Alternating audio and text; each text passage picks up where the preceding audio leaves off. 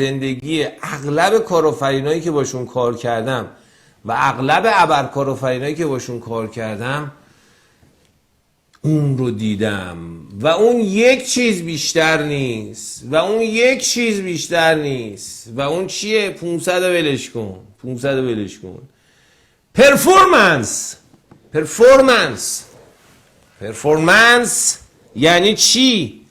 خیلی ها فکر میکنن پرفورمنس یعنی عمل کرد. نه. پرفورمنس یعنی عمل کرد بالا، عمل کرد کارا، عمل کرد توانا، عمل کرد دانا، عمل کرد والا. تمام اینها میشه پرفورمنس. چرا نگفتی اینا عمل کرد؟ چون بعضی واژه‌ها معنی ندارن. پرفورمنس اساس کوچینگه. ما تو دوره اورانیوم و تو دوره اورانیوم پرو و بعدش دوره اورانیوم پرفورمنس، چون دوره اورانیوم یه دوره 3 گانه و 3 ساله است که حالا بر اساس 100 افراد واردش میشن.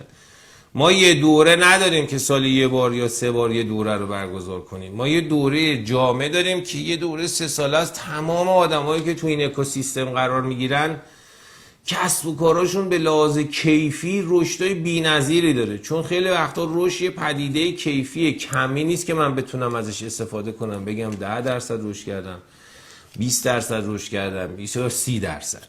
یعنی دیگه این نکته کلیدیش هستش.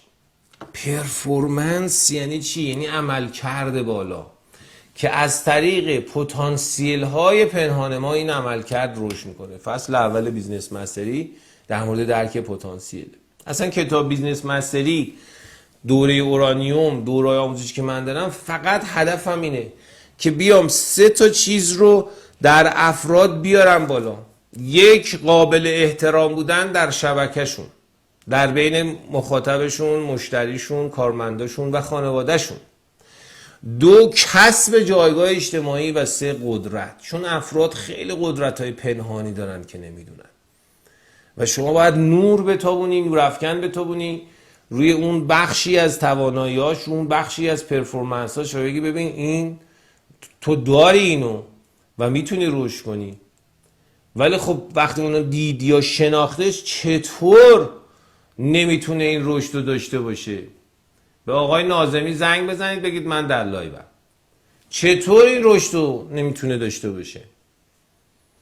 چون در کنار پرفورمنس یک سری اختلالات، یک سری عادتهای اشتباه، یک سری دانسته های اشتباه وجود داره که متاسفانه بخشش مال شبکه‌های اجتماعیه. مثلا میگه آقا من خیلی این پیجای ژلوفن و استامینوفن و نمیدونم اختاپوس و عقرب و یه دل و دل منو شکوندی رفتی. چرا اینا زیاد شده؟ چون اینا دست میذاره روی اختلالات آدما، اختلالات عاطفی، اختلالات شخصیت مرزی، اختلالات اصطلاحاً وسواسی افراد. اینا رو بولد میکنه. یعنی شما یه زخمی یکی بهت زده، بعد یه مطلبی تو شبکه‌های اجتماعی میخونی، شروع میکنی گریه کردن یا شروع میکنی یاد اون رکب اون آدم افتادن. مثل این میمونه که یکی یه بار چاقو کرده مثلا تو شکمت، خونریزی کردی، بعد به جای که جلو خونریزی رو بگیری بگی این چاقو رو من بده دو سه تا دیگه هم بزنی، وای خون ولی بخوای به همه نشون بدی که این تمارض و توجه رو بخری. بزرگترین منبع توجه شما خودتونین. اون زمانی که تو داری رو خودت کار میکنی، روی فکرت کار میکنی، میری باشگاه رو بدنت کار میکنی، درون تو این رو میفهمه که تو داری خودت آماده میکنی. و وقتی تو شرایط سخت قرار میگیری، آمادگی و اون تفکر آمادگی تو میاد بالا. این میشه پرفورمنس. از اتفاقات نمیترسی، از نوسانات نمیترسی. میگه آقا این نوسانات که همیشه بوده، هر سال بوده. وقتی مکانیزم اقتصادی دولت و به قول معروف خیلی اتفاقای بازار دستت باشه، بر اساس اون مکانیزم میری طراحی میکنی. ما زندگیامون رو طراحی نمیکنیم، مهندسی نمیکنیم، کسب و کارامون رو طراحی نمیکنیم، مهندسی نمیکنیم. اصل پنجم پرفورمنس. گفتیم یه سری اختلالات در پرفورمنس وجود داره که این اختلالاتی که در پرفورمنس ها وجود داره همین هست که خیلی وقتا نمیذاره ما به اون چیزایی که میخوایم برسیم و اون دلیل اصلی خیلی از اتفاقاست. اما 4 تا چیزی که واقعا پرفورمنس ما، عملکرد بالا، عملکرد دانا، عملکرد توانا و عملکرد والای ما رو تحت الشعاع قرار میده، خیلی چیزاست. این 4 تایی که من در موردش صحبت میکنم و مثال میزنم 4 تای اصلی است که در اغلب جاها و در اغلب فرایندها ما اینها رو میبینیم. در اغلب جاها میبینم یک مدیر به اون جایی که میخواسته برسه رسیده، ولی به واسطه این که سوراخ شده پرفورمنسش، یعنی باگ پیدا کرده، حفره پیدا کرده، عرضم به حضورتون موارد این چنینی پیدا کرده، این پرفورمنس اومده پایین. اولیش انتظارات بالاست. خب مگه قرار ما انتظارات بالا از خودمون نداشته باشیم؟ چرا؟ انتظارات باید متناسب باشه. وقتی که شما انتظارات بالا دارید معنیش اینه که باید در کنار این انتظارات بالا زیرساخت‌ها و مهارت‌ها رو بیارید بالا. بنده وقتی علاقه داشته باشم به خوانندگی میگم خب من دیگه میخوام برم خواننده بشم. بعد از همون روز اول میگم اگه من میخوام برم خواننده بشم، مثلا اغلب آدما چند تا چیز تجربه کردن. اول وقتی تو هواپیما ما میشستیم، بچه که بودیم، وقتی هواپیما اوج میگرفت یا بعد که مثلا دیگه میشست، مثلا تا 7 8 سالگی اینجوری، الان خیلی ها هنوز این حس هم درونشون هست، از اون کودکیه درشون مونده. وقتی از هواپیما پیاده میشن احساس میکنن خلبان هواپیما، یا مثلا بچه که بودیم خیلی دوست داشتن که مثلا خلبان بشن. این که میگم هیجانات باید شناخته بشه، چون هیجانات ما رو خیلی جا میاره به سمت بالا. یه بخشش انتظارات بالاست، انتظارات بیهوده داشتنه. تو مسائل ازدواجمون، تو مسائل انتخاب همکارمون، انتخاب شرکتی که میخوایم درش کار کنیم، استخدامایی که داریم، اینا هم ما داریم. من یه اشتباه رو خیلی جا داشتم توی بحث استخدام، همش دنبال یه آدم کامل بودم که بیاد. خب آدم کامل که الان خودش بیزنس داره یا توی شرکت خیلی قوی تر داره کار میکنه. بعد اون آدم کامل شاید مثلا توی شرکت قوی باشه، ولی تو شرکت تو اصلا زیر ساختش وجود نداشته باشه. نمیتونی بیای رونالدو رو بیاری مثلا تو تیم مثلا شموشک نوشهر، بگی آقا مثلا ما پولش هم بیشتر از باشگاه النصر میدیم بیاد. این وقتی زیر ساخت نداره، کسی نباشه به این پاس بده، اون رونالدو پرفورمنسی نداره، پرفورمنسش نابود شده. انتظارات بالا خیلی جاها فشار زیاد میاره به ذهن ما و این باعث میشه که ما تمرکزمون رو اون چیزی که باید از دست بدیم به قول معروف نداشته باشیم. و من میشه یه مثالی هم میذارم، چون این تو سطح سلسله نیازهای مازلو هست، حتما برید بعد از لایف سرچ کنید. شما باید قبل از این که به پرفورمنس برسید پایه های دیگه ای رو داشته باشید قبل از اون. یعنی مثالش چیه؟ شما تصور کنید، مثال واضحش، ما یه پدیده مشکوک و عجیب و غریبی داریم به اسم عصر جمعه. عصر جمعه است، ما دلمون میگیره، میبینیم خب دلمون گرفته، آهنگم میذاریم، شادمهر دوباره دلم واسه حالت چشمات تنگه، این تموم شد، میریم یه آهنگ دیگه، هی اینو میاریم بالا، اختلالات میاریم بالا. اگر که شما در یه جایی باشید، مثلا دارم میگم گرسنه‌تون باشه، یا اون روز جمعه هیچ پولی نداشته باشید برید نهار بخورید صبحونه، یا اصلا 2 روز هیچی نخورده باشید، از صبح پنجشنبه هیچی نخورده باشید تا عصر جمعه، وقتی گرسنه‌اید دلتون میگیره دیگه؟ نمیگیره، فقط بفهمید گرسنه‌ای. یا مثلا الان نشستی عصر مثلا جمعه، صبح جمعه مثلا زلزله اومده و خونه هم ریخته پایین، وقتی خونه ریخته پایین تو اون حالت شما دیگه دلت میگیره؟ مثلا نمیگیره دیگه، چون سطح نیاز ابتدایی تامین نیست. چون الان به قول معروف نون نداری بخوری، سقف بالا سر نداری، اصلا دل و عاطفه اصلا دیگه معنی پیدا نمیکنه. ما تو انتظارات بالا سطح نیازامون رو باید بشناسیم، زیر ساختای خودمون و سازمان خودمون رو بشناسیم. یک روز یک خانومی اومد به یکی از بزرگترین ویالونیست های جهان بعد از کنسرت رفت باش عکس گرفت. بعد همونجوری که عکس گرفت بهش گفت که واقعا شما هنرتون و نواختن این ساز ویالونتون عالیه، واقعا بی‌نظیره. من حاضرم همه زندگیمو بدم که بتونم مثل شما ساز بزنم. اون ویولونیست یه لبخندی زد گفت اتفاقا منم همین کاری کردم، منم همه زندگیمو دادم که امروز میتونم جور ساز بزنم. ما یه رویا و آرزو داریم، خب اینو باید بذاریمش کنار، نه باید داشته باشیش، ولی داشته های تو با خواسته هات باید بالانس باشه. دقیقاً در جلسه اول عرضم به حضورتون این لایو های نوروزیمون تقدیر ما رو همین صحبت کردیم. دومین عامل نابودگره پرفورمنس شک و تردیده. ای وای ای وای ای وای، شک به کارهای درست، شک به راههای درست. عزیزان من، مردم خوب، مدیرای خوب، کارآفرینای خوب، فعالان اقتصادی خوب، همسران فعالان اقتصادی، کسایی که با خانواده دارین این لایو رو میبینید، راههای درست و کارهای درست زمان میبره. خسته نشید، شک نکنید. این شک و تردید کار شیطانه، وسواس خناسه، کار شیطان. اینو با خون خود نوشتم. کار شیطان اینه که وقتی تو داری به یه راه درست و یه کار درست میری، در دل تو شک ایجاد کنه که تو اون راه رو نری و میاد تمرکزتو میذاره رو نقاط ضعفت. شک آیا چیز بدیه؟ میتواند نتیجه استفادهش تعیین کننده باشه که آیا شک چیز خوبیه یا چیز بدیه.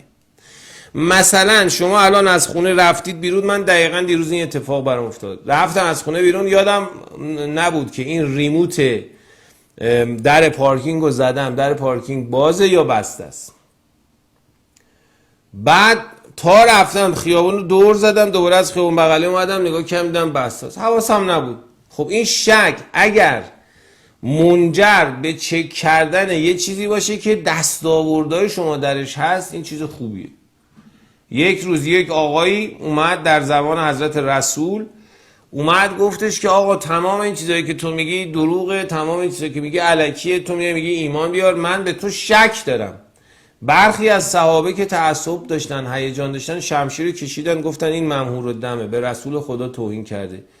یا حضرت رسول که نماد رأفت و مهربانی و انسانیت و همه چیز تمام بوده و این قبل از مقام رسالتش هم این بوده، مال فقط اون زمان خودش نبوده. خداوند کارش و دینش دستی آدم درست داده. یا آقا شما داری چیکار میکنی؟ این برای چی اینجا این به من توهین کرده؟ شما برای چی شمشیر میکشی؟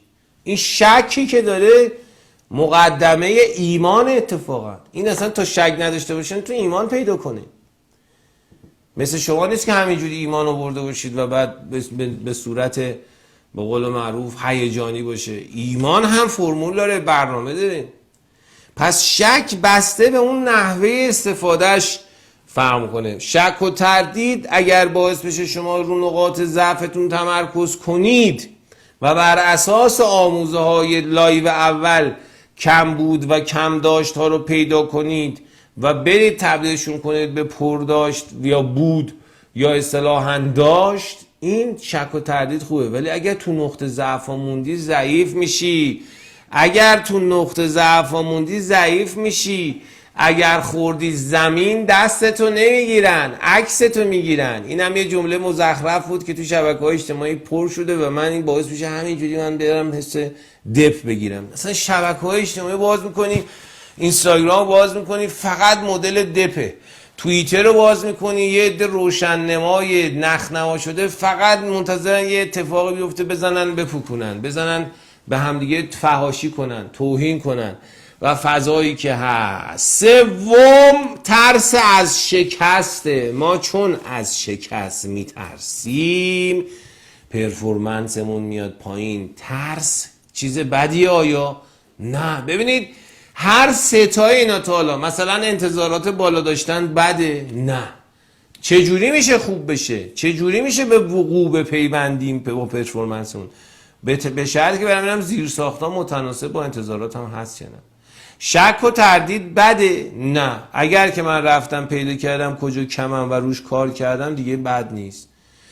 ترس بده؟ ترس اصلا بد نیست، ولی ترس از شکست فاجعه است. ترس از شکست مانع است. ترس از شکست جلوی رشد شما رو میگیره، جلوی چرایی بزرگ زندگی شما رو میگیره، نمیذاره شما برید دنبال چراییاتون، نمیذاره. شکست شخصیت شما نیست، شکست رفتار شماست، تفکر شماست، عملکرد شماست. یه جایی کمه، یه جایی اشکال داره که اونجا باید درست شه. وقتی یه مشکلی پیش میاد ما باید بریم اشکال رو پیدا کنیم، نه اینکه بگیم چرا این پیش اومده و هی بیایم با تفکرات هیجانی و غم و قصه و این داستانا بیایم خودمون رو نابود کنیم. و چهارم کمالگرایی. وای وای وای وای وای وای وای وای وای، یک بیمار سرطان کمالگرایی رو الان شما دارید مشاهده میکنید در 15 سال پیش، 10 سال پیش. من در این زمینه وحشتناک بودم. وسواس، اتفاقای بد، همش درگیری، همش اعصاب خوردی، همه اینا بوده فقط به خاطر کمالگرایی در اپلیکیشن حسین تاری من در مورد این صحبت خیلی مفصل کردم. یعنی میتونم بگم زندگیمو برای این قضیه گذاشتم. حالا ویدیوش هم ندارم، وگرنه میرفتیم ویدیوشو پخش میکردیم. از یک احساس اضطراب ناکافی بودن میاد.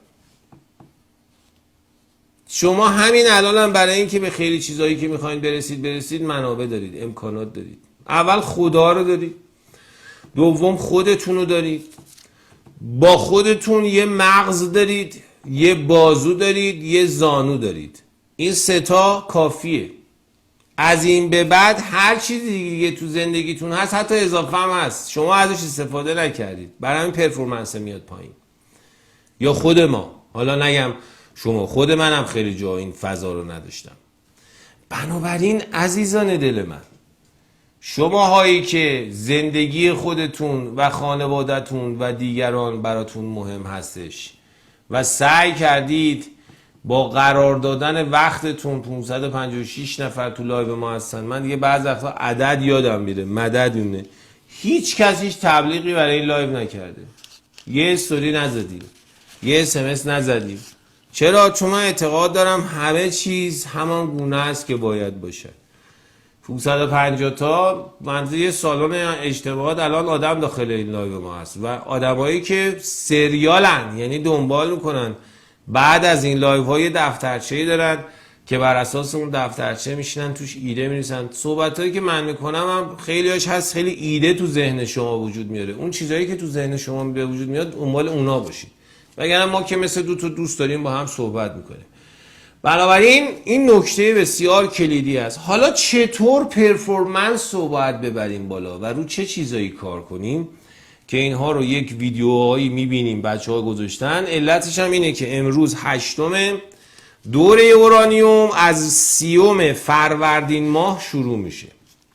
دوره 1 ساله، یا حالا بهتر بگیم در 8 ماه هست. یه دوره جامع هست، 16 جلسه صبح تا عصری داره با حضور بنده و کلی آدم قدرتمند که در این شبکه هستن.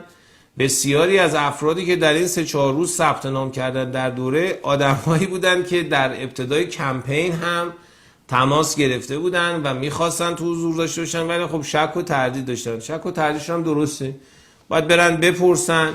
افراد زیادی الان در لایو ما هستن که شرکت کننده دوره اورانیوم هستن، از اونها باید سوال بشه. خیلی ها میگن دوره اورانیوم گرانه، خیلی ها میگن ارزانه. بنده نمیتونم اینو بگم، مخاطبی که اومده وقت و هزینه و انرژی صرف کرده باید این رو بگه. ما سعی میکنیم یک اکوسیستم حرفه‌ای وجود بیاریم اونجا که فکر میکنم تا الان هم این اتفاق افتاده. الان پرتعدادترین دوره آموزش کسب و کار ایران دوره اورانیومه. بالغ بر 618 نفر در این 6 دوره شرکت کردن. تو دوره هفتم هم که به حال به ما اضافه بشه نزدیک به حدود 800 نفر میشه و فکر نمی کنم هیچ مجموعی 800 تا آدم قدرتمند تو این حوزه داشته باشه. آفر پایانی اورانیوم از روز 10 فروردین تمام میشه. یعنی از 10 فروردین تا 30 فروردین دیگه ثبت نام در اورانیوم فقط با همون قیمت اصلیش هست که 288 میلیون تومان هست. آقای محمد کاشانی میگه کمالگرایی با لوکوموتیو تمام میشه. دقیقاً همینه. ایشون دیدن و جزء افراد عزیز ما هم هستن. میگن ایمیل رو لطف کنیم. ایمیل هم تو همون سایت گوگل که بهتون گفتم، اینم تقلبش رو بهتون میرسونم که داشته باشید. یعنی تو سایت گوگل که برید اونجا بزنید حسین طاهری، تو سایت من ایمیلم همه جا هست. یعنی یکم تلاش، یکم کوشش. اینم یه تسته برای 1070 و 1080 که ببینیم کسی که میخواد با ما کار کنه وقت اینو داره که بره خودش پیدا کنه یا میخواد از همون اول پرسه ایمیلتون چیه، به کجایی، همون اول معلومه به درد کار با من نمیخوره.